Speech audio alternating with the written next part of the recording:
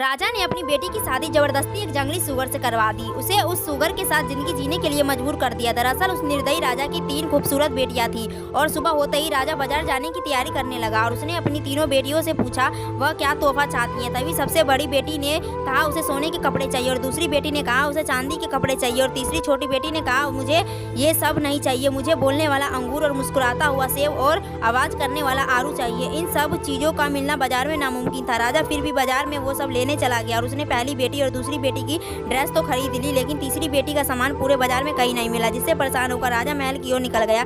तभी अचानक से तेज बारिश में उसकी रथ गड्ढे में फंस गई और वहाँ खड़े सभी लोग राजा की मदद करने आए, लेकिन वो पहिया किसी से बाहर नहीं निकला। तभी उसके पास सुअर आया और बोला मैं तुम्हारी मदद कर सकता हूँ, लेकिन इसके बदले मैं तुम्हारी तीसरी बेटी से शादी करूंगा। राजा ने उसे झूठा वादा कर दिया और सुअर ने उसे रथ को अपने नाक के बल से ही रथ को बाहर निकाल दिया और राजा तुरंत घर जाकर अपनी नौकरानी को तीसरी बेटी बनाकर सुअर के साथ भेज दिया।